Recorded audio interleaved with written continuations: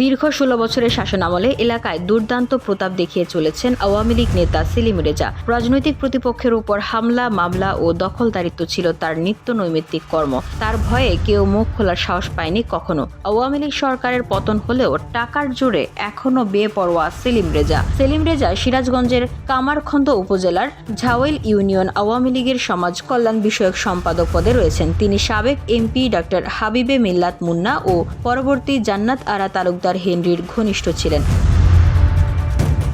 শুক্রবার বিকেলে ঝাওয়েল ইউনিয়নের পাইকোষা বাজারে সরেজমিনে গেলে উঠে আসে সেলিম বাহিনীর অত্যাচারের নানা গল্প। মাদ্রাসার অধ্যক্ষ থেকে শুরু করে এলাকার সাধারণ শ্রমিকও সেলিম বাহিনীর অত্যাচার থেকে রেহাই পায়নি। নাম প্রকাশে অনিচ্ছুক স্থানীয় একাধিক ব্যক্তি বলেন, ক্ষমতার প্রভাব খাটিয়ে সেলিম রেজা এলাকায় ত্রাসের রাজত্ব কায়েম করেছিলেন। কথার বাইরে গেলেই সেলিম বাহিনীর হাতে নির্যাতিত হতে হয়েছে সাধারণ মানুষকে।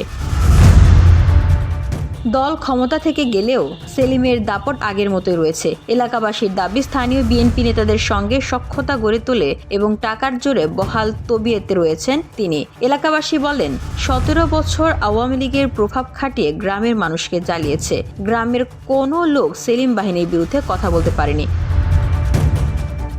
গত ৫ আগস্ট আওয়ামী লীগ সরকারের পতন হলেও তারা এখনো আগের মতোই দাপট দেখিয়ে চলছে। সম্প্রতি আব্দুল্লাহ নামে এক যুবককে রাতের অন্ধকারে পিটিয়ে ও কুপিয়ে গুরুতর আহত করে সেলিম ও তার লোকজন। এই ঘটনায় আহত আব্দুল্লাহর স্ত্রী সাথী খাতুন বাদী হয়ে সেলিম রেজাকে প্রধান আসামি করে জ্ঞাত অজ্ঞাত ১০ থেকে ১২ জনের বিরুদ্ধে মামলা দায়ের করেন। বাদী সাথী খাতুন বলেন, একদিন সেলিমের সঙ্গে কথা কাটাকাটি হয় তার স্বামীর। তারই জেরে গত ১৪ মে রাতে আব্দুল্লাহ বাজার থেকে তালা কিনে আসছিল। আসার পথে বাঁশঝাড়ের কাছে তার উপর হামলা চালায় সেলিম বাহিনীর লোকজন। কয়েক দফায় তাকে মারপিট করে, রামদা দিয়ে কোপ দিয়ে গুরুতর জখম করে ফেলে রেখে চলে যায়।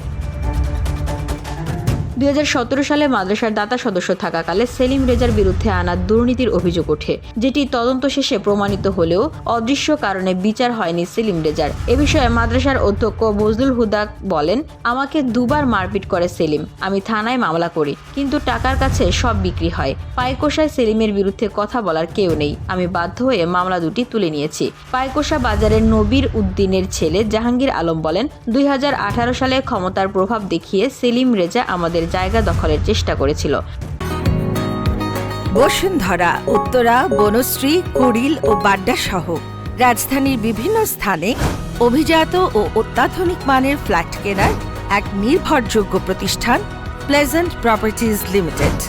তাই আপনার স্বপ্নের আবাসনের জন্য আজই যোগাযোগ করুন। Pleasant properties limited, where destiny matches eventually.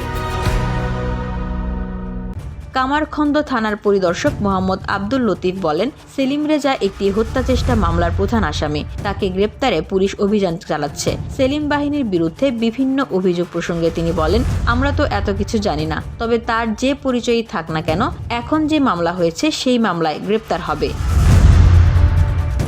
VOD Bangla news desk.